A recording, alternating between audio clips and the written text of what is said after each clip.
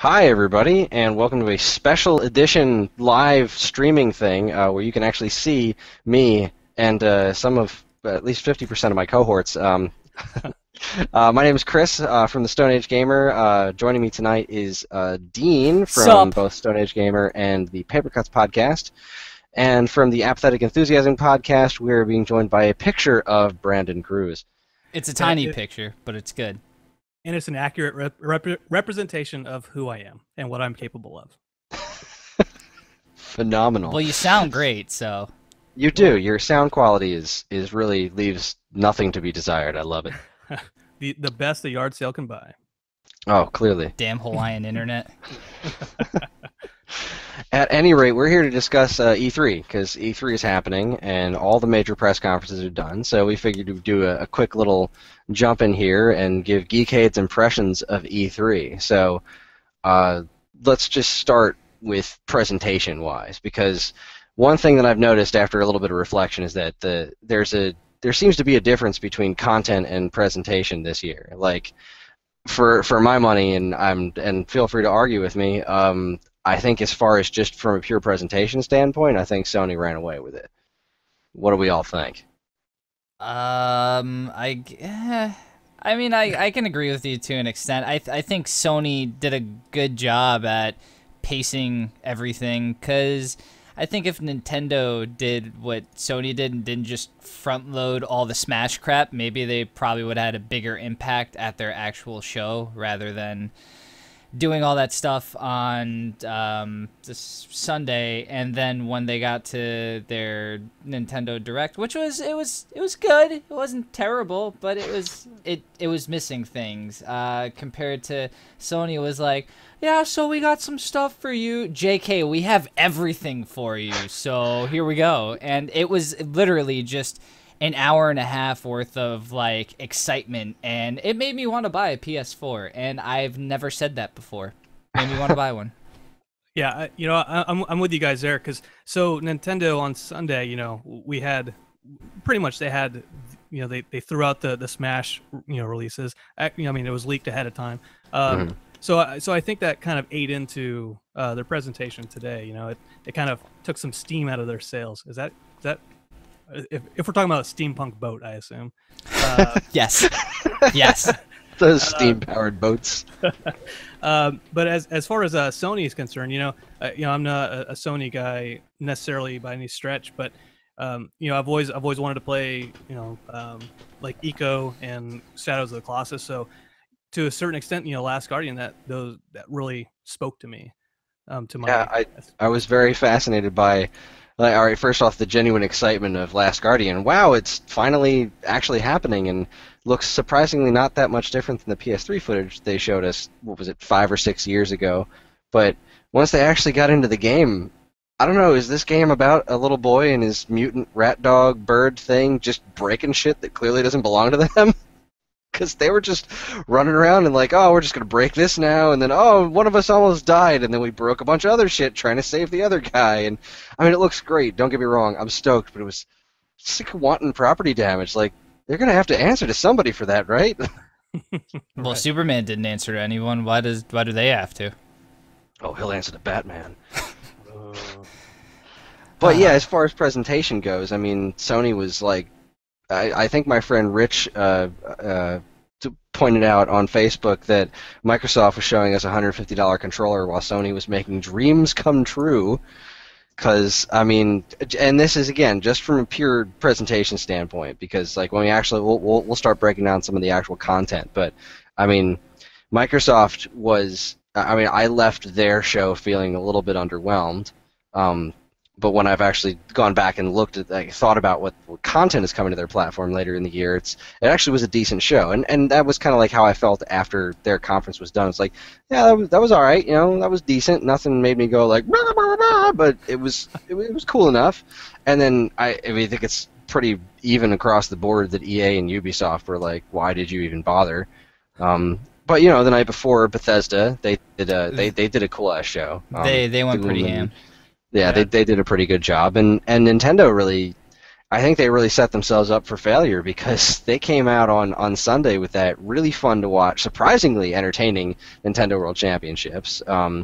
Blew the lid off of Mario Maker, which looks phenomenal. Oh, wow. They dropped all that Smash Brothers news, and not only that, but a few weeks before they hit up that other like micro Nintendo Direct that showed off all this handfuls of 3DS stuff that was coming out, and that kind of set the stage for us all thinking, well, if they're getting this stuff out of the way now, they must have some big things planned for the actual E3 show, and then they didn't, like at Chris, all. You're They forgetting. just didn't. You're forgetting that they spent their budget on Muppets. Yeah, those were some very amusing puppets. Dude, come on. I mean, I had a lot of fun watching those guys dance around the entire time. Just there was It the was one funny. clip of I think it was Iwata just sitting there with bananas in his lap, Bananas, and then he just that was- awkwardly looks at the screen. I just started dying laughing. It was that was fun. It was more fun than it was like hype.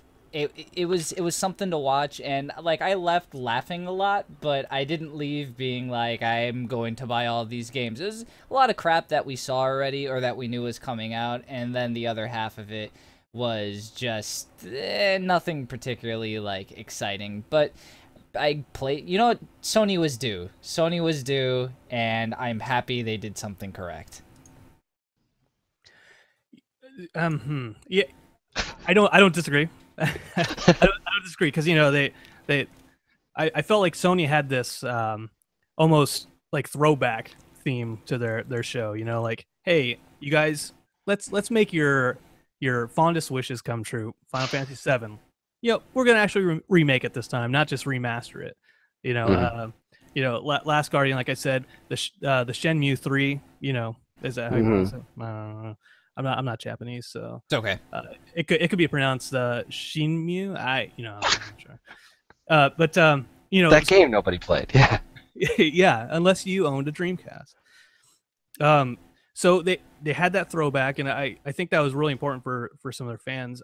I think that the Final Fantasy VII, that's not necessarily console exclusive. So I think some of the exclusive games kind of hindered their Yeah, that was kind of the thing with the actual, when you break down the actual content. Like, one of the biggest showstoppers at the Sony thing was the Final Fantasy VII thing, and the wording was very clear: first on PlayStation. And Square, during their bizarre conference earlier today, reiterated that it is first on PlayStation. They didn't say it's an exclusive by any stretch of the imagination. So, I mean, they've already got Kingdom Hearts 3 coming out on Xbox One, so Yeah. chances are that's going to show up on that's going to be multi-platform.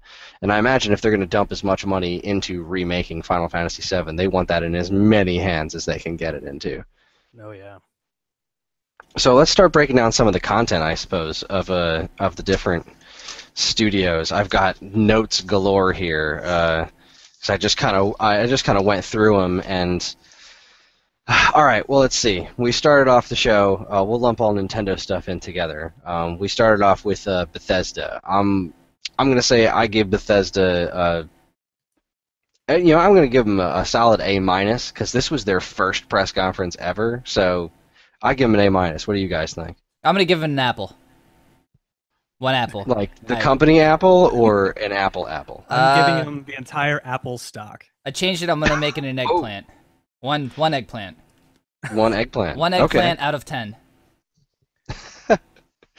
I was really impressed with I'm not a Fallout guy. I appreciate Fallout, but it's clearly not for me. But boy, that's neat. That's really neat. Doom 4. I love Doom. I love the original two Dooms, and Doom 3 didn't really do it for me. Ever since since Doom 64, when they started to try to make Doom into more of a horror thing and less of a ridiculous horror thing, there's monster closets and running around with chainsaws, and Doom 1 and 2 were funny. They were just amusingly ridiculous, and I loved that about those games. And then Doom 3 was just no, it's serious and gritty and scary.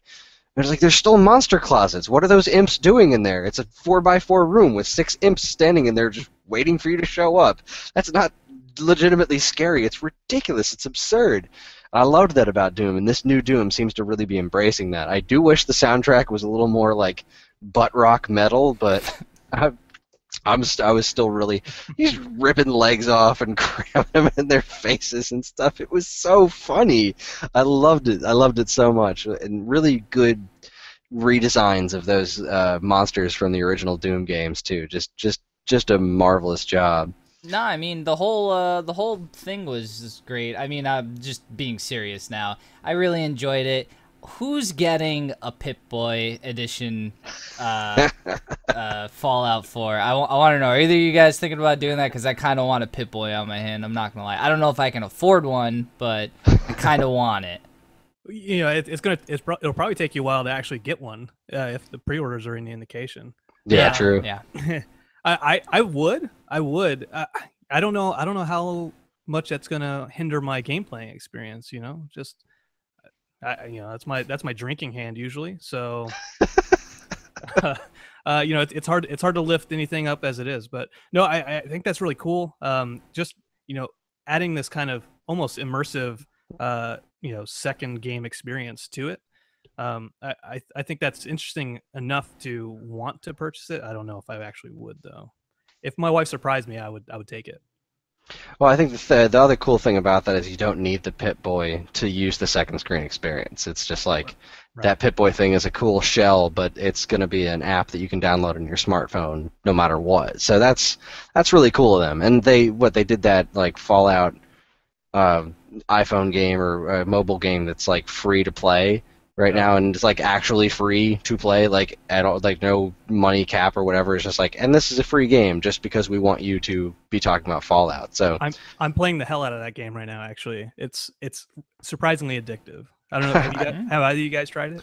I haven't had time yet, but I'd like to pretty soon. no, my buddy that I work with, John, he's been playing it, and he likes it quite a bit too. He's really excited about Fallout. It's pretty fun to watch. Yeah, it's, you know, if you played XCOM, you know, the base building aspect of XCOM, it's almost it's similar in feel to that, and so that gets me. It knows me. I don't know. It knows you. Wow, that's impressive. Yeah, That is impressive. Phone usually twice a week. We talk about Wow, that's kind of intrusive. Yeah. Well, I guess in a good way. All right, so Bethesda, good times. So let's move on to Microsoft. They were the first big press conference of yesterday, which was Monday, and I'm going to give the presentation. Like I said, the presentation didn't leave me like with a whole lot of like, oh my god, excitement. But when I go back and look at the real content, I'm going to give Microsoft a B minus. Did they say epic a lot, or was it just me? I felt like they said epic like 30,000 times. I don't know. I if don't that know. was They just were all me. wearing hoodies. Like there was a lot of hoodie wearing. Like Yeah. my thing that I was expecting to see at E3 was a lot of like, you know, douchebags and T-shirts with suit jackets. But for some reason, the Microsoft one was just like, no, T-shirts and hoodies. We're all wearing hoodies today. I get it, guys. You're very cool. They're so cool. In fact, there was the one guy. He had the Rare T-shirt under his hoodie. I kind of wanted that Rare T-shirt. The Rare stuff really. I'm Say, all Chris, right. I'm tell us. clearly I'm a Nintendo fanatic, and I always have been. And the Rare stuff really just it's kind of heartbreaking to see like that Rare collection, because that Rare collection is the decline of Rare on a disc, and it's like. Oh my god, it's like Saberwolf from way back in the day, and then we got some Cobra Triangle and some RC Pro-Am, and we got some Blast Core and Perfect Dark and Grabbed by the Ghoulies and Cameo and Perfect Dark Zero, and that's where we left you before we started making avatars. Yeah. But they've got a new IP. It looks like, I mean, I'm proud of them for trying to get that Microsoft has removed their foot from the throats of Rare, of saying, no, you're making Avatar stuff and Kinect stuff. This is what you do. Like, no, this isn't why Rare was purchased by Microsoft. This isn't why they bought that company. It's so that they could obtain that legacy stuff. You know, we started to see it last year or so with Killer Instinct, which was a mixed bag. I I kind of dig the gameplay, but I hate the character designs, the modern character designs. Like they're awful. But those games that like RC Pro Am and Battletoads and Cobra Triangle, Snake Rattle and Roll, like those games were so steeped in Nintendo lore, so much as RC Pro Am had the word Nintendo in it. They had to change to the word Championship, which was in the Championship Pro Am for Sega Genesis version. But still, like those games were very ingrained in the NES's life cycle, and the fact that they're now exclusive to, when Sega started developing games like as a third party, and Sonic Advance showed up, and it was like, oh my God, Sonic. A Sonic game on a Nintendo platform. This is weird, but it's kind of cool because it's like this old rivalry. It was like put to rest, and now they're working together, and that's great. But there was never a rivalry between Nintendo and Microsoft. Like they were just kind of both there. They've even worked together in the past with, bringing Banjo-Kazooie games to Game Boy Advance. It feels odd to me, and it makes me sad because those are the kinds of games that they feel more at home on a Nintendo console than on Xbox One. But that being said, this was the first time I've ever even considered wanting an Xbox One, was after this show, because the backwards compatibility thing went a long way for me, because if I'm going to buy a new console, I'd like to be able to comfortably retire my old one. And I haven't been able to do that with the Xbox 360. And my 360, as much as I'm not a Microsoft fan, I really got a lot of good use out of my 360. Like, it's a good platform, but it has a very finite life cycle. That thing will die. All Xbox 360s will die beyond repair eventually. And so the backwards compatibility I felt was very important in stuff like the PlayStation and the Xbox, because you don't want to lose that stuff forever, because if all your games are only on discs, like my Saturn games, within the next like 20 years or so, my copy of Panzer Dragoon Saga is going to start rotting, like, because that happens to CDs, that happens to discs, and having that stuff preserved in some sort of digital format for backwards compatibility is important, and especially on a system as fragile and breakable and clearly frequently broken as an Xbox 360, that they didn't include it backwards compatibility in Xbox One. That's why it bothered me.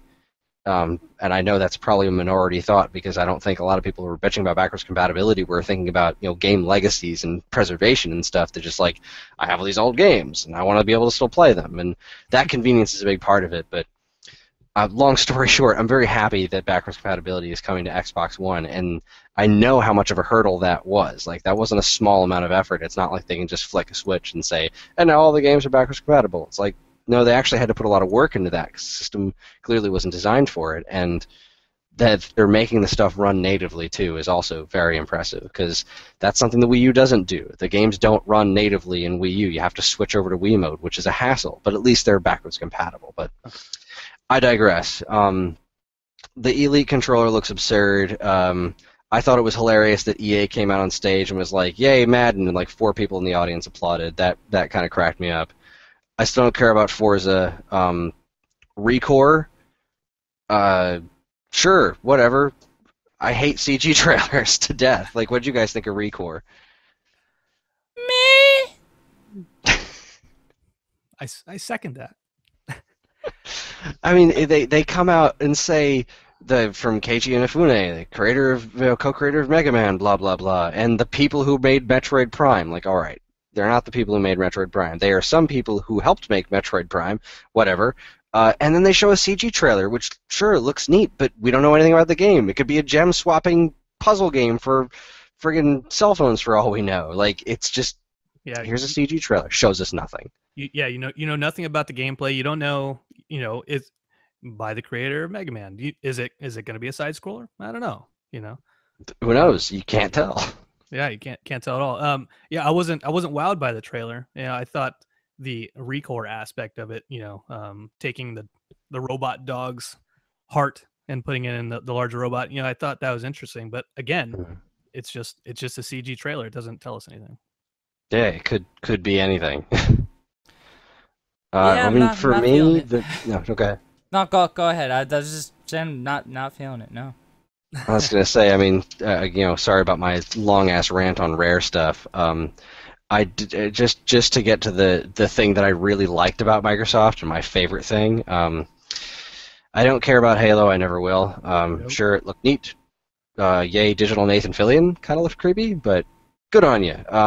Gears, I thought that was an interesting direction to take Gears, but the coolest thing, the hands down coolest thing, and it wasn't the Minecraft thing for me, because for me, I mean, that's a neat trick, but I don't see myself ever using that in my lifetime. Like, do I need that table? Does the table need to be that high? What if my table is wider? What does that expand my field of vision? Like, there's so many unanswered questions on that one. But the coolest thing was Cuphead.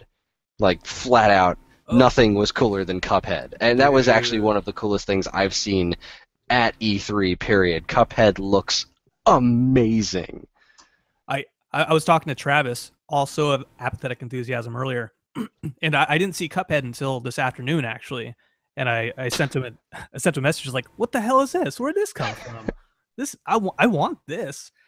It just it he's a big Disney guy. If you ever listen to our show, he'll rant about Disney if you ever speak ill of Walt. But like that old school animation is so badass, and to put it in a video game, gives me and and to have heartburn. it work that well too. Yeah. Like, you can look at stuff like Guacamelee, or even look to some of the older Behemoth stuff like Castle Crashers and stuff. There's something about this animation that works flawlessly. And I remember they showed a teaser for this last year at E3, and I was like, wow, that's really neat. But it was like 4 seconds long or whatever, and that was all I got. And to see the lid blown off it a little bit more, and that it's even more impressive now. The cohesion of the animation in that is simply astonishing to me. Like, you cannot tell the difference between like what is a character sprite and what is a background sprite, because it all melts together flawlessly, and that's something that you don't see a lot. Like, as we get to a lot of the more modern sprite-based games, you can clearly tell like what's a sprite and what's a background a lot of the time. Yeah. And this one is it's simply flawless. And Cuphead, hands down, that and backwards compatibility kind of make me want an Xbox One. Yeah, that backwards compatibility, just to take it back just a second, you're right. Most people are probably not thinking about their legacy games. I keep all my legacy games, even though I'll never play them again, just to have the box and say, see, I own this at one point in time. But like Travis again, he's that backwards compatibility is what pushed him to get an Xbox One. Like, he was on the fence. He's like, that's it. That's it. I have my kids still play the 360. This is why I'm getting an Xbox One. So Yeah, it's huge. And now Sony's the only one that doesn't have the backwards compatibility. It's and it's an exclusive. if you ask some, I've talked to some folks at work about the backwards compatibility, and they this guy said that they do have backwards compatibility, but it's not necessarily true backwards compatibility, because you have to purchase the game again. It's more like the virtual console on the Wii U with regard to that. Well, I mean, do you actually have to? I mean, I thought my understanding of it was, if you have the physical disc and you put it in, it will start downloading the digital version. Okay. So like, it won't run your disc, but if you own the game, you put a disc in there, it'll tie that to your account, and then start downloading that directly to your system, which raises a handful of problems. I don't understand the logistics of it, but that was my understanding of how it works. Like, do you actually have to repurchase the games? Yeah, I don't know. Maybe I had inaccurate information, but that means if you go to GameStop and you go to the bargain bin, you buy all those dollar games. You just get a bunch of free games. I don't know if that is accurate or not. Yeah, I don't. I'm gonna have to look into that. The details of that do seem a little bit squirrely to me, but I mean, I'm pretty sure that your digital purchases, if they're part of the backwards compatibility program, those just transfer over. Like, if they're connected to your account, then and those games are part of backwards compatibility, those transfer over. As far as I know, that's how that works. But the disc thing, I'm kind of feeling a little iffy on. But Yeah. but I digress. Any final thoughts on Microsoft before we move on? If I put in a piece of bacon, will I be able to purchase the bacon digitally? No, but you will get Super Meat Boy. Fair enough. Fantastic. I like it. Anything from you, Brandon?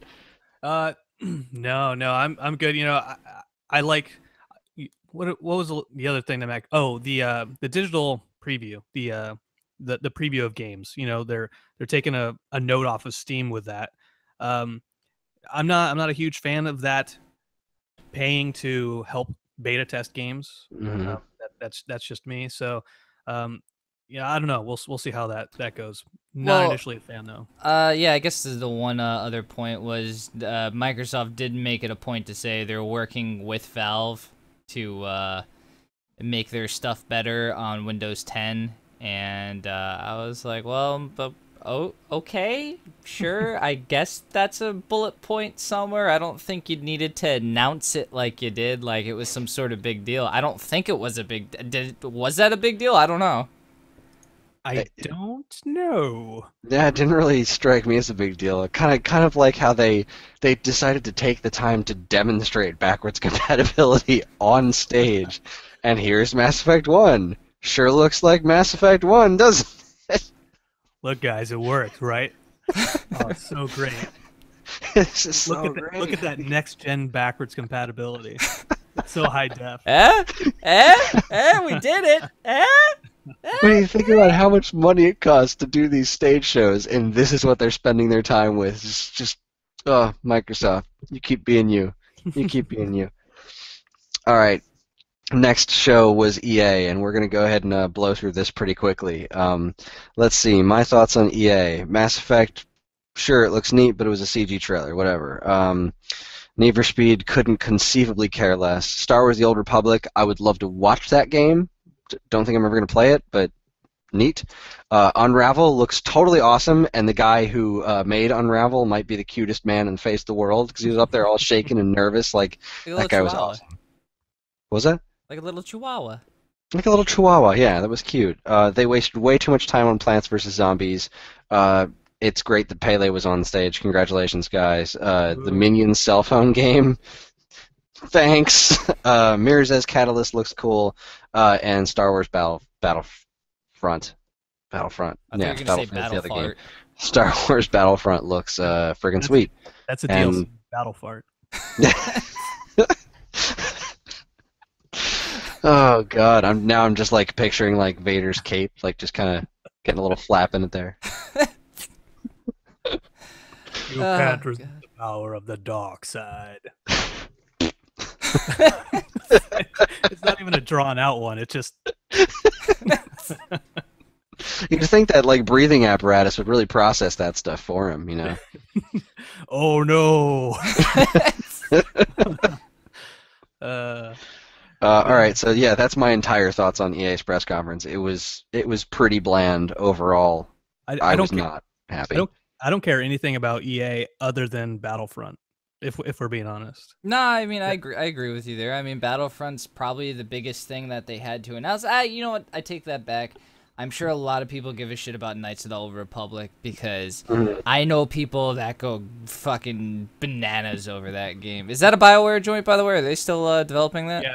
I believe Okay. so, yeah. Then yeah, I mean they got way more money than they did the first time around, or second time rather. So I mean I think it'll be a huge deal, especially because you got the movies coming out. So I don't know. I think that maybe we don't care about it, but I'm sure that there's a lot of people out there who do give a shit about it. However, Battlefront. Yeah, That's what's Battlefront up. just looks ridiculous. Oh, about the sports things. First off, I think it's great that they're highlighting the fact that women are going to be in FIFA. I think that's great. I think it's cool. Good on them. The basketball thing, where they're doing the whole like taking pictures with your cell phones. I'm imagining teams, leagues even, of just nothing but dicks. There's going to be, Los Angeles dick faces. and it's just going to be penises as far as the eyes can see. Like, putting your face into games is a terrible idea to let the public do because it's going to be nothing but dicks. And butt cheeks. Oh, For the yes. layup, Daniel Chode. Oh. With Well, the assist shit. from the Sperminator. Oh, Sperminator's had a very good career this year. oh, stop, please. Can we They're go taking on? it home. The Sperminators are taking it home. The Sperminators. Well, they just signed James Twiggenberries, and he's a hell of a player. The Sperminators are really going to take it this year. Oh God, stop! Yeah, Please he's stop. he's grown up. He's grown up fast in the last year. He really has. He was on the Grundle shows last year, right? The good old New Orleans Grundle shows. You got that right, Bill. You got that right. Anyways. Sorry, I didn't know you guys got hired to do the commentary for EA Sports games this year. EA Sports. It's in your mouth. Your pants. It's in something. All right. You got that. We've established it. Could be in a lot of places. I mean, that's really what it's out for. It's quality entertainment right here. Well, we got derailed. Yeah, so anybody else have anything to say about EA? Sorry to interject my... EA Sports. I'm a FIFA fan. I play FIFA, and I buy Madden like every 6 years. So the problem I always have with EA and their sports games is, there's incremental upgrades. Let's be honest. Like, the ball moves slightly more realistic than it did last year. Yeah, great. I mean, I'll probably buy it, but I don't know. EA Sports has right now. EA has that. I know on Xbox One they have you pay $20 for the year, $23, and you have the EA Direct, right? So you just wait 6 months and then you can get the game and download it for free. So that's what I did for FIFA 15. But yeah. It's neat, but yeah, it really should be. I feel like at this point, a lot of these sports games should really be like a platform that gets updated regularly, like a major update on an annual basis. So like you buy into Madden or you buy into FIFA, and then with these incremental updates, I mean, obviously the teams put a whole lot of work into it, but they're, how much is it really different from year to year? And I think it's ridiculous that they haven't gone this route, because I feel like it could be considerably less expensive for Electronic Arts to do, and it'll be less expensive for the people who play these games to do. Like, turn your sports games into platforms instead of going through the production of physical discs every year. I mean, it just strikes me as so silly, and you would get more people playing the most up-to-date versions of it that way. It's dreams of the future. Dreams. Anywho's. Keep on dreaming, Chris. Keep on dreaming. They I love will keep on their dreaming. discs. How much do those next gen games cost now? $70 a pop? Something like that. That and a shoe. A shoe. Okay. Yeah. You have to go to the thrift shop every week and pick up a new shoe to trade in with it.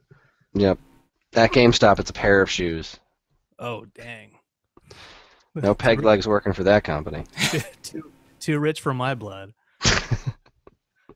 All right, well, let's move on to Ubisoft. Let's see. Let me see if I can blow through this one real quick, because my assessment of Ubisoft.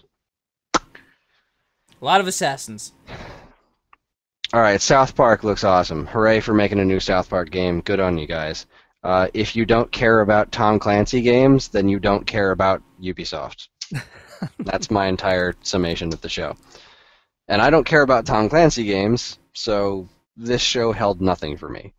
There was no Beyond Good and Evil 2. There was nothing from UbiArt.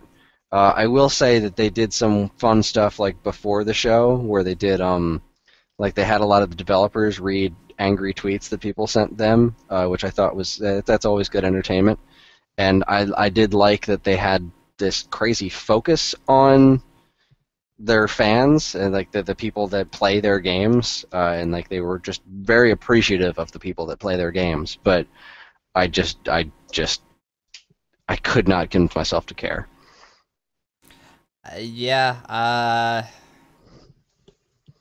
Fuck them. That's all I got. You know what? I don't. Ubisoft hasn't done anything for me for a long time. Yeah. So I watched some of the gameplay from the division. Sorry, Mm-hmm. I keep saying district. I don't know why. But they had the multiplayer kind of gameplay with a super forced scripting. Wasn't impressed. It reminded me of almost a DayZ or Arma clone, like just the backstabbing that goes along with that. Not a big backstabber, so I don't play assassin in WoW, so rogue in WoW. Sorry, but I will say that like a Ghost Recon and a Splinter Cell, I actually I haven't seen a Ghost Recon in a while.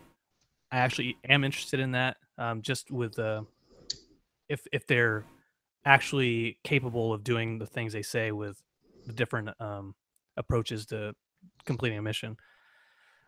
Those are another pair of dreams that we have in life. I mean, my problem with it was is that I could not tell the difference between those 3 games. Like, if you paid me, I could not tell you the difference between those 3 games. Like, it all looked like the same thing to me. But Angela Bassett. Angela Bassett, yes. That's it. That's it. Way to go, Angela Bassett. Proud of you. She's something else, that lady. Yeah. All right, so then we move on. Let's move on to Sony. Where do we even begin here? All right. Sony has, if I had the money, I would have gone out and bought a PlayStation 4, because they poked at all the right things for me. And for me, it was Last Guardian. The Horizon game looked really neat. I forgot to mention during the Xbox thing the whole Lara Croft Tomb Raider thing. Like, that looked pretty neat. Chris, you also forgot to mention that their super secret weapon. Yeah, no. Codblops?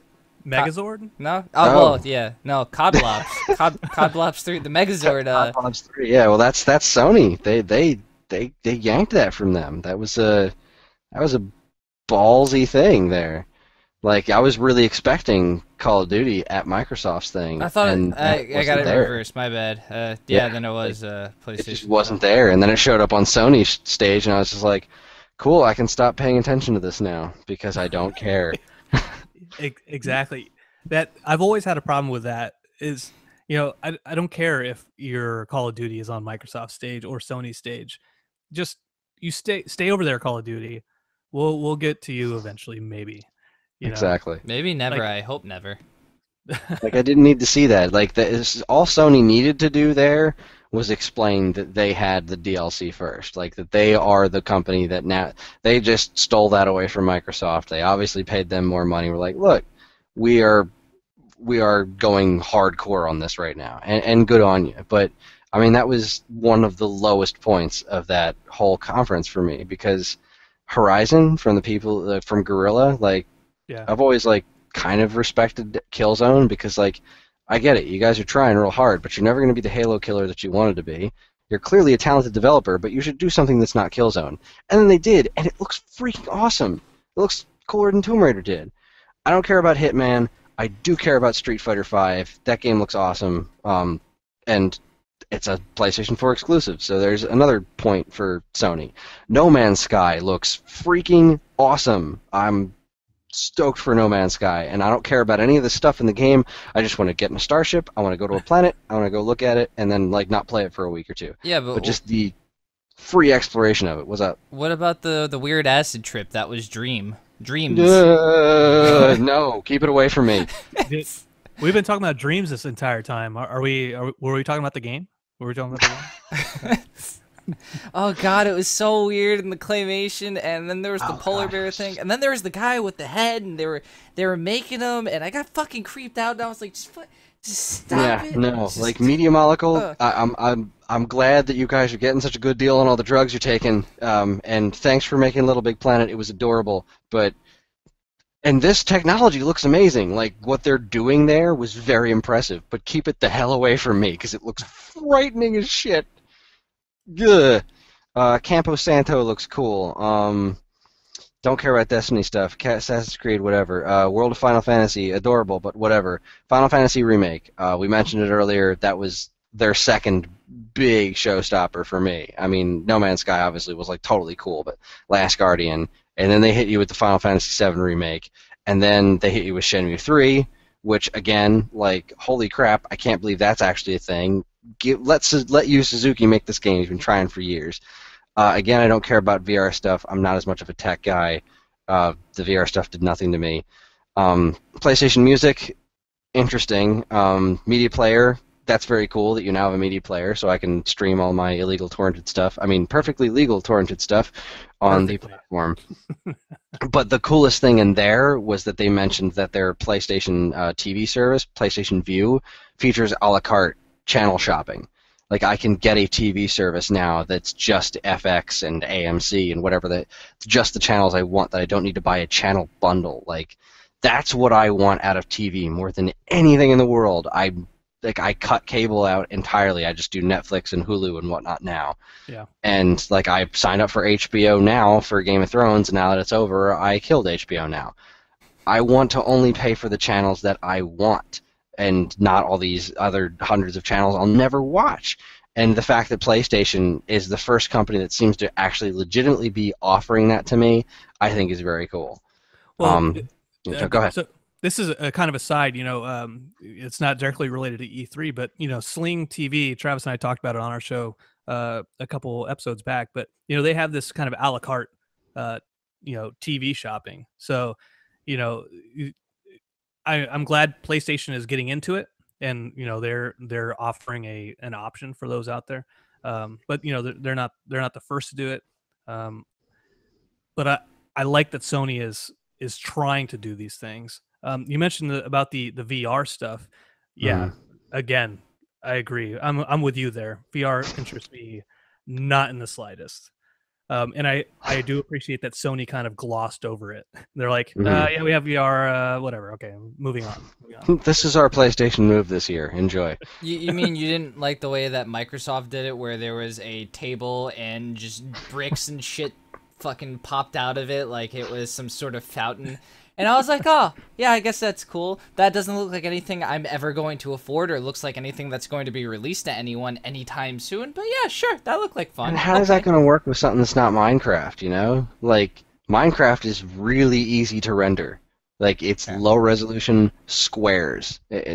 How is that going to work with other things? What kind of processing power is that going to take? And I don't know. Chris, one thing at a time. They got the blocks to work, okay? Let them worry about the other shit later. Look. You can look at your calendar. All right, you can make meetings on your calendar in 3D.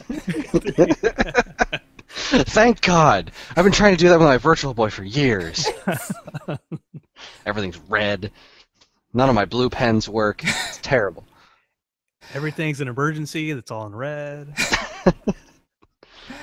Oh God. Oh, and then they closed everything out with Uncharted, and I'm a big Uncharted fan, so that was like I was laughing out loud during that whole car chase. It was hysterical to me. So, yeah, Uncharted, the whole PlayStation conference really just it felt really great to me. I don't understand why they showed Batman. It's out in like a week or two. Yeah. Okay, sure. We all know what this game is. Why are you whatever? What did you guys think of Sony's conference? I would give them a solid A. They got they got to win in this category, man. There's no doubt about it. They definitely outclassed both competitors. They paced it well. They had a lot of content to show off. They prepared this year. Wasn't like the past couple years, especially with anything PlayStation 3 or PSP related, where. Yeah, they vaguely reminded us that the Vita exists. Well, this year. yeah, they're like, hey, it's a thing. We still do this. Just you can buy one if you want. I mean, they're cool little portable Netflix devices. They're great for that. So yeah, buy one if you feel like it. But I mean, yeah, besides that, like I said, very PS4 focused, but that's what matters to them, and to be honest, they need to push these units. They need to get them out there. They're got to make up a lot of ground because the PS3 era was not a good time for them. So, good win this year. Hopefully they could keep it up and keep the flow of content like this coming. Brandon, thoughts? Yeah. So, since I haven't officially graded any of the presentations yet, I would almost give them the same grade as Microsoft, and the reason being is it depends on who you are, right? And so I'm a Microsoft guy generally, just because I haven't had a PlayStation since PlayStation 2. But I can see the appeal from both aspects of it. So I would, I would even them out. I know I'm being agnostic about this, No, but I think you're being actually right. Protestant? I'm thinking I'm a little bit Methodist here. No, yeah, that you mentioned it, I'm thinking about this wrong because yeah, like content wise, I would still put them slightly above Microsoft, but again, that's just because most of what they showed spoke to me. Like Street Fighter went a long way for me, but Street Fighter's not really having a lot of. That's not really focus of a lot of the conversation out there right now on E3. But the fact that that's an exclusive for them goes a long way for me. So yeah, I think I'd still give them like an A minus. I would almost say that the difference between the presentations is PlayStation delivered the content. Microsoft delivered more of what the system is capable of beyond games, I guess. Yeah, true. Yeah, no, that makes sense. Ugh, I agree. I agree with everything. An apple out of a snorkel. That's my rating. The easiest thing to do. That's what I tell all my students. I'm not a teacher. To make apples out of snorkels. Yeah, I teach a whole 9-month course on it. Nice. Of Wombology, the study of Wumbo. Yeah. It's right next to Roomba. I don't know. Roomba.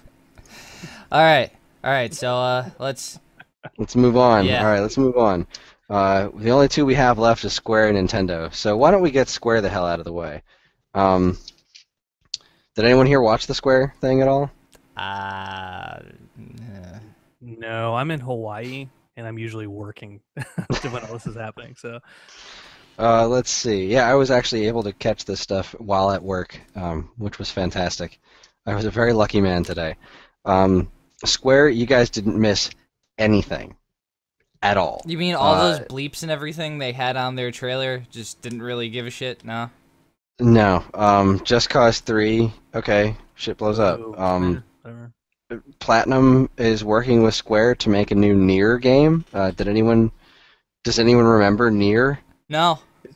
I think that's a non-alcoholic game, right? Yes. Yeah. Just making sure. Yeah. It showed off more Tomb Raider, which I still think should be called Sucks to be Lara Croft, the game, because it's just like constantly doing horrible things to her. They showed the same Final Fantasy VII trailer that they did on Sony's press conference. The exact same one, and nothing more. There was a bullshit Kingdom Hearts mobile game, so I'll take that point for our Stone Age Gamer predictions of E3. There is a bullshit Kingdom Hearts 3 game. They didn't release an announcement release date for Kingdom Hearts 3, but they showed a trailer for Kingdom Hearts 3. It looks like Kingdom Hearts 3. World Final Fantasy showed the same trailer as they did during the Sony conference. Hang on. I only saw a clip of the world of Final Fantasy. What the fuck is it? Like, it just looks like a bunch of chibi characters. That's all I saw. It's cute Final Fantasy for kids. It's designed to... They're doing Mystic Quest again, basically. Like, let's try to get younger, less experienced gamers into Final Fantasy. I was hoping it was going to be something Crystal Chronicle-y. Yeah, not so much. They showed off a little more Hitman, they showed off a new Star Ocean game, and Deus Ex, which also looks cool, but that was pretty much it. Go Square. I dig Star Ocean. Maybe that'll be a thing one day. Maybe it'll be good. I don't know. Maybe. Yeah, Square. I mean, it was a very stilted show. It was very, very like businessmen coming up and saying things in broken English, and some dude came out wearing a weird mask, helmet thing, and just proceeded with it like it was normal. Like, just came out there and was like, and I'm going to talk about the game that I made. And like, you're wearing a mask. What is wrong with? What is going on here? It was everything that you don't want out of an E3 presentation. It was just really bland. They were probably like, oh, well, our stock jumped up like 70 points today, so we don't need to put on a good presentation. We should probably do something about that post-haste. We need to drop it. We need to sell. I love their stock shot up from this Final Fantasy VII remake. Like, they've been putting that off for years. Whatever. All right, let's talk Nintendo. This one was very near and dear to my heart. I was ridiculously excited for this, as we mentioned earlier in the episode, and I was really let down by the video presentation. It was funny, but it wasn't as funny as last year's, and they didn't show off a lot of new stuff, which was really a big like cut for me. Like, all right, so they opened up with Star Fox, which looked good on there. Actually looks great, but you didn't really get that out of the video they showed during the presentation. Then they moved on to Skylanders, which was a very cool get for them. They got those two exclusive amiibo characters that work in Skylanders. That's neat. Yeah. Good crossover there. The Zelda Triforce thing, that made me pretty happy, just because I loved Four Swords, and this is actually online, so you'll be able to like play it online kind of stuff. That's neat.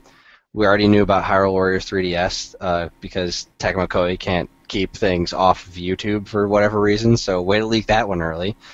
The Metroid Prime Federation Force was like, what the hell is this garbage? What is... This is the return of Metroid? Like, there was no intro to it. It was just like, and now here's this new Metroid game, but it's a shooter with a bunch of Federation chibi-looking dudes, and that's what Blast Ball is the new Metroid game. Like, what the hell is this garbage? It reminded me later, of like Hunters. I think that's what it was on the DS. Yeah, it has a lot in common with Hunters. And what I found out later while watching the Treehouse Live is the game actually looks really cool, but it looked like garbage the way they introduced it, which goes to the overall theme of what the hell happened here. Fire Emblem Fates, which is the American version of Fire Emblem If. Xenoblade Chronicles still looks amazing.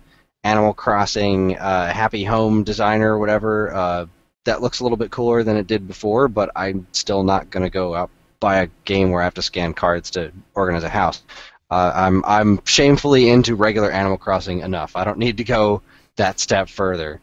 Animal Crossing Amiibo Festival is a board game that uses Animal Crossing amiibos. What the fuck is that? Is that fucking Mario Party with just more amiibos? I don't know. Keep it away from me, because if it's actually something good, then I don't want to know. Yoshi's Woolly World still looks amazing. I love that game too much. I can't wait for it. But again, you know what I didn't need? You knew about this game. The lady explaining why she was knitting all these things, and it was cute. It was, yeah, but I didn't. What was that? Was like a 5 minute. It went on. clip. Yeah, it did go on too long, but it was adorable. Yokai Watch, that's going to be huge. I understand why I was there, but it's not for me. Mario and Luigi Paper Jam. First off, super clever title. Second off, that's awesome. Combining Paper Mario and Mario and Luigi series, it's a stroke of genius. The only Wii U game that we didn't know about was frickin' Mario Tennis. Yeah! I've been waiting for that. I've been fucking waiting. Yeah, we've all been dying for the newest Mario Tennis game. Look, I'm sure it's going to be great, but that was the only new Wii U game you had to show? That was it? Bro, that was the seriousness. I don't know what you're talking about. That's what everyone was waiting for, was the release of Mario Tennis. The chosen have arrived.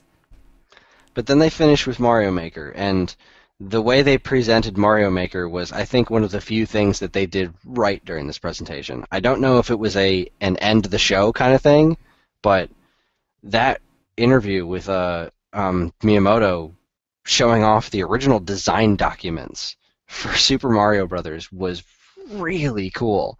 And Mario Maker just looks amazing.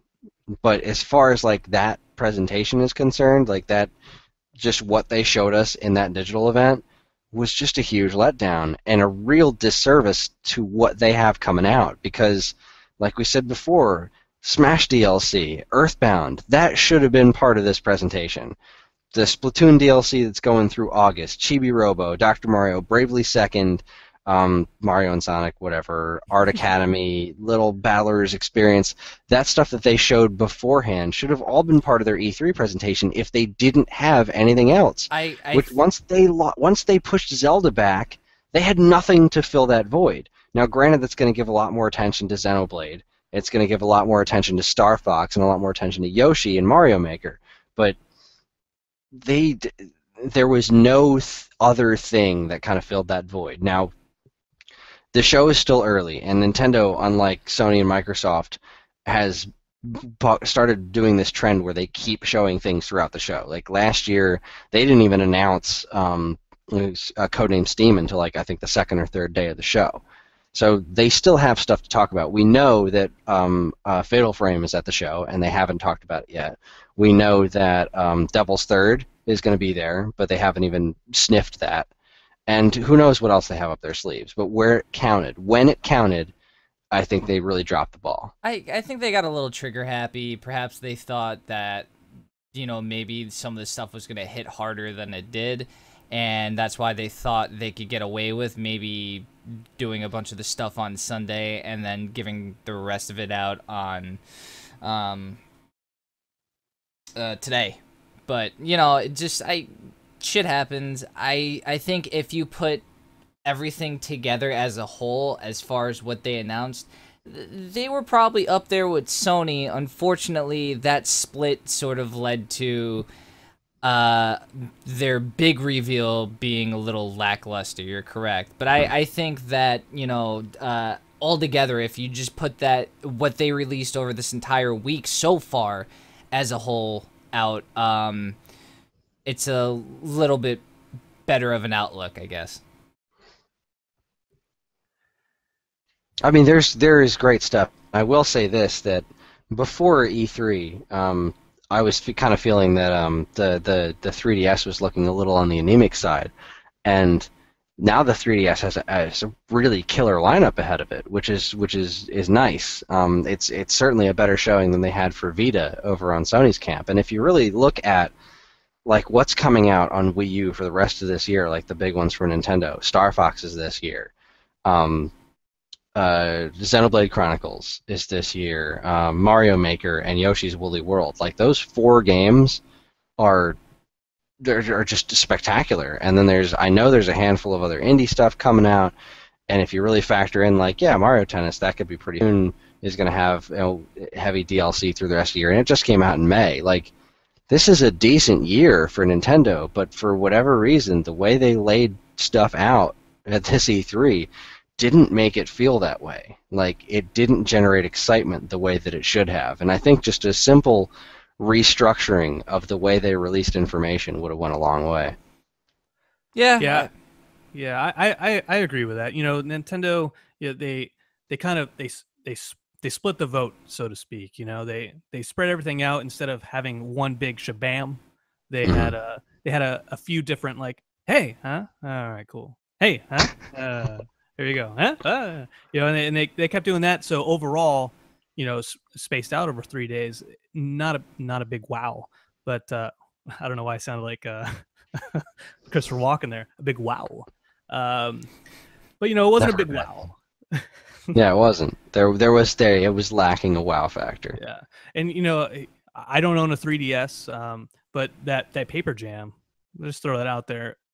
I am craving a new Mario RPG. Like a 7 stars from the. You're looking in the wrong place, man. The Paper Jam will not be that. I hope and pray every time they release a new Paper Mario and Luigi, but it gets further and further away from a RPG every time. It has these.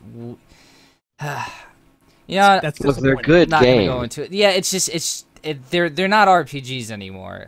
They keep going further and further away from. I get from that classic standpoint, which I don't think we're gonna get. Yeah, I don't think that's coming back. But it's not a big deal.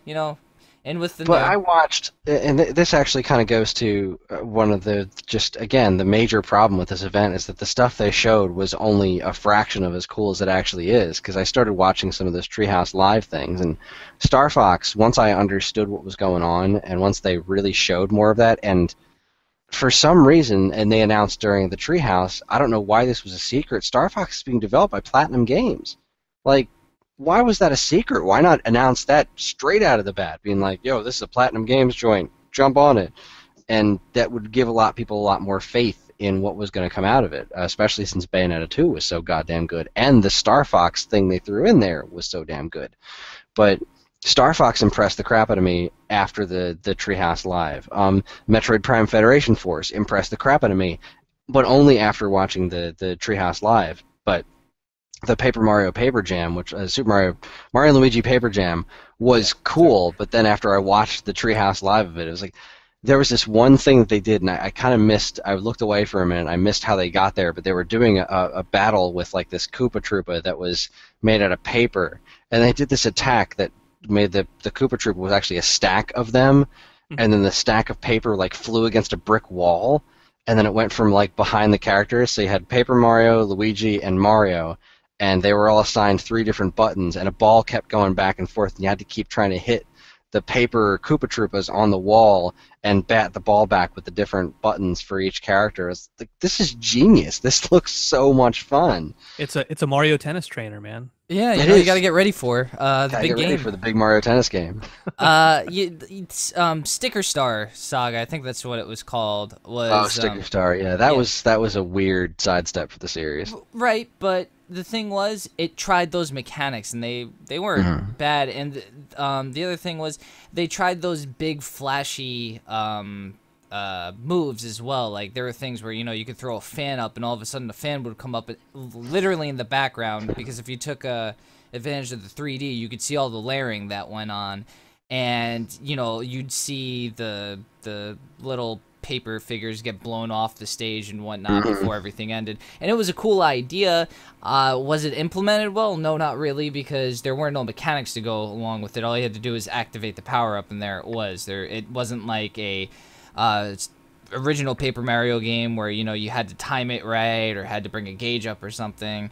And they could have done that better, but, whatever. But the Mario and Luigi games cover that stuff, and they do it really well. And now combining those two together, I think, is really going to give us something special. Hopefully. Plus, the writing in all those games has been fantastic, and the music is also just top-notch. Are we done with Nintendo? Because I have something to show you guys. Oh boy. Well, I'm going to give Nintendo an overall score, because if I'm including their entire E3 presentation, I'm going to give them an overall score of a B+. I say A-, B+. I think they deserve that. I'll give them a B+. Good times. The main presentation, not well. You know what? Let's make it a flat out B. If they had everything at the one presentation, I would say I would raise the score, but they didn't. So no, they didn't. Sadness. Sad. So all right, Dean, what have you got for us? Okay, so remember how I said Lord Gaben would grace us with the majesty of a Half-Life 3? Uh-huh. Now, I don't know what this means, but I got an email a little bit ago when we were doing this, and that's a Half-Life 3. If you can't read that, it's backwards, but that's on their email that they sent me was Half-Life 3, and it's confirmed. Either they're just fucking trolling and being douchebags again, which they probably are, because if you go to their store listing, you can't really see anything, but what does it mean? What does it mean? I need to know what it means. Why hasn't Lord Gaben told me more? I need to know more. I must. But wow, yeah, I'm not seeing any news on this anywhere. When did you get that email? Like just now? Like an hour ago. Also, if you go to valve.software, I think if you go there, it'll let me see if I can find it again. I was on there a little bit ago. Let's see. What is it? Valve.software? Does that work? Yeah, valve.software. If you do that, it's the second panel, I believe. Yes, second panel. What could that possibly? I don't know, and it upsets me. And if you go to their store, if you click on it, it goes straight to their store, and that's it. It doesn't do anything else. It doesn't say anything else. The fuck, man. The fuck. I don't think Valve is even attending E3, right? So What are they? Yeah. What are they confirming / not confirming? That's what I want to know, man. You know, like what's going on What here? does that mean? Exactly. Exactly. You can't put that up. You can't. You can't just fucking slide that in, man. what if it's a hack? What if somebody hacked the website? Don't you play with my heart like that. Don't you fucking do it. What if Deus Ex guys, they hacked into Valve's servers? You don't know. I love it. I don't. It doesn't say anything. Like, you look at the rest of the panels, at least they say, like, available now or something. That just fucking says Half-Life 3. Those motherfuckers, they did that on purpose, because Valve's a dirty bunch of assholes. Yeah, I'm not even seeing any. I just did a Google search for Half-Life 3, and I'm not seeing anything from the last like hour or And so. that's on their website, so what the fuck? I don't mean to take away from Valve, because they just announced that Rick and Morty. I don't know if you guys have seen this show. Love that show. Mhm. So for Dota 2, you can download a Rick and Morty announcer for Dota 2. Get the fuck out. It's gone. The slide's gone. The slide's gone. Guys, the slide's gone. Confirmed. Wow. Rick and Morty Half-Life 3 confirmed. Flawless. I love it. Oh, God. One of our guys who was listening to us said Half-Life 3 confirmed by Geekade. So Yes, absolutely. yeah, Done. yeah. We have confirmed it. Start spreading the word, guys. And when we're wrong and everyone's hating us, and we have no listeners anymore, we'll have everyone to thank. We'll have me to thank, because I did that. I also have to mention, I was talking to Dan, Stone Age Gamer and Papercuts, Dan earlier, and he said that we need to mention that Portal 2 is Portal is involved in Lego Dimensions. Oh yeah, that's right. So I think Tiff may have exploded. Like I don't think she's actually alive anymore. I think she may have literally died at Two of the her favorite combination. things being put together. Yeah. Yeah, because she's really, really into Portal 2, and she's really into Lego Dimensions. And that's like, I think she may be dead. It's okay.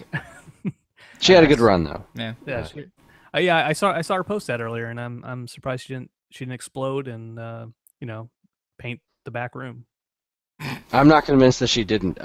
It was I think Dan actually posted on her Facebook page in her behalf to try to convince people she's not actually dead.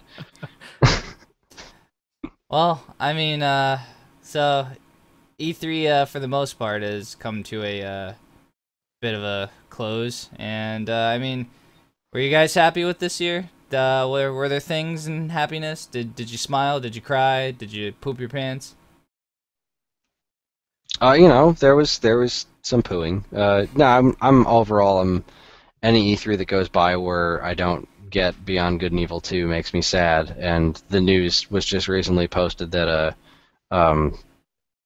Michel Ancel has left the project, so I don't think we're ever going to actually see it now, which fills me with profound sadness. But I've had a handful of E3 predictions in my pocket for years that I've been expecting Nintendo to do, and they have done none of them so far. So I will wait for my revival of pro wrestling, my revival of Mach Rider, and my revival of Star Tropics for yet another year. None of which I think will ever actually happen, but I got a Kid Icarus sequel after 20-some-odd years, so anything's possible.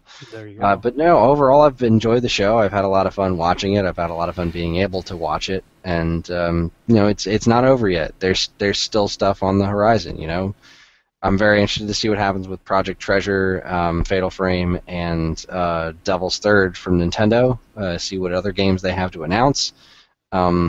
And all the other stuff that wasn't part of press conferences, like Metal Gear Solid 5 wasn't in anyone's press conference, but that's coming out. Phantom Pain, that looks interesting. I'm sure there's other stuff I'm not thinking of, but Rock Band 4 is out there. Yeah, Rock Band 4 and Guitar Hero, those are both out there. I'm far more interested in Rock Band than Guitar Hero. Just I don't know why. Good man. Because I trust Harmonix a lot more than I trust Activision. That Tony Hawk revival. That's No. Are we talking about Tony Hawk or are we talking about Harmonix? No, Tony Hawk, please, no more. I just let the damn thing go, man. Like, just why? Why the fuck? Like, why would you make that a thing again? How many bad ones did they have before they were finally like, maybe this is a bad idea? That's what's gonna happen to Call of Duty sooner or later, because there's only so many times you could be like, yeah, but we made the killing more real. Like, you don't understand. Now when you turn the corner, you could slip and fall and break your neck, or they could slip and fall and break their neck, or they could accidentally set off a grenade, or your dog can bite your ass, and you could get tetanus, and then you could die of a horrible disease in a hospital bed outside of the game. New to Call of Duty, banana peels. Banana peels. Banana peel kickflips. New to Call of Duty 4. I'm glad we confirmed that. Coming to Black Ops 5, green shells. Oh fuck. Call of Duty cart. Oh god. Call of Duty cart. I love it. Just blue shells everywhere. Blue shells and juggernauts all over the place. That's what I want in that game. Terrible. Yeah, I was happy this year. I got to see a lot of things that I didn't think I was going to see for a while. In fact, I thought Final Fantasy VII was never going to come out. If it didn't come out already, I didn't think it was going to happen. And you know what? I thought just Square Enix was going to keep driving their fucking company into the ground, because they like doing that, apparently. Because They've got time. when they do, you're right, because when in fact they do make money, they think it's a good idea to release another MMO for the 15th time, and then It's gonna work this time. We're gonna be the next World of Warcraft. World of Warcraft isn't the next World of Warcraft anymore. I mean, fucking come on, just give it up.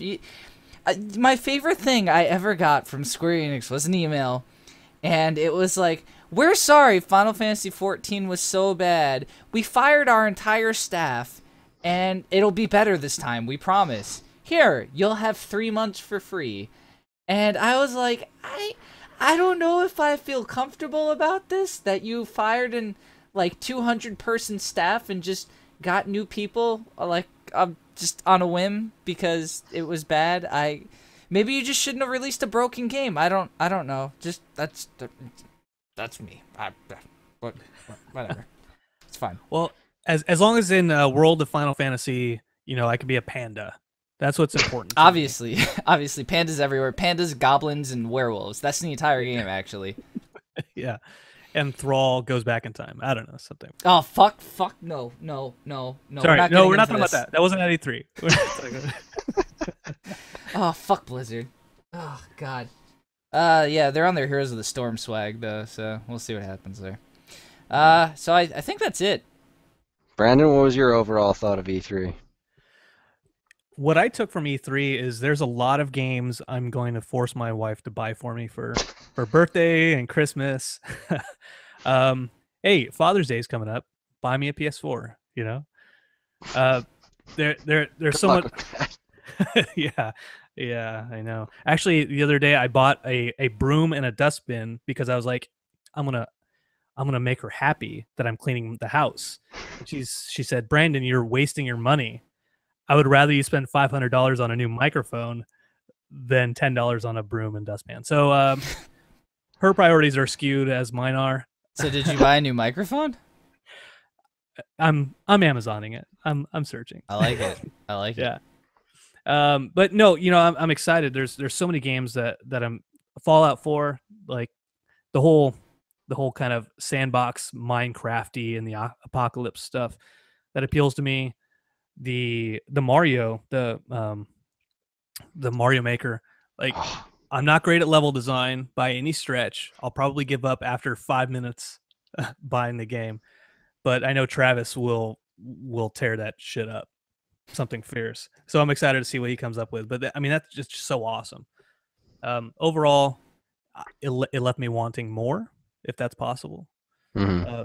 But wanting more in a good way. Like you have a whole cheesecake and you eat that whole cheesecake and you're like, man, I'm gonna die of heart disease, but I want some more cheesecake. That's a lot of fucking cheesecake, man. I'm saying. I'm saying. Fair enough. Oh God. Well, Chris, you got anything else to say? No, I think I've rambled on quite enough. This This was a nice long experience. Thanks everybody for listening to us yammer on and on. Thank you, Brandon from Apathetic Enthusiasm, for joining us this evening. Yeah, thanks for having me. Hey, anytime. And Dean, thank you for being here, and thank me for being here as well. You're very welcome, me. Yeah, this was a good time. I'm so happy E3 is here. I'm looking forward to seeing where it goes for the rest of the week, and then we can start speculating about next year's show. So, thanks everybody again for listening. Check back every Tuesday for new episodes of Apathetic Enthusiasm, and every Wednesday for new episodes of the Stone Age Gamer podcast, as well as all the other outstandingly cool stuff that's on Geekade.com. And news, not really news. We don't really report the news. We just talk about the news. That's right. F the news. Right in the S. F the news. That's Police. right. Police. Yeah, check out all the other great content on Geekade.com. Thanks to everybody for listening, and have a great night. See ya, dudes. Girls.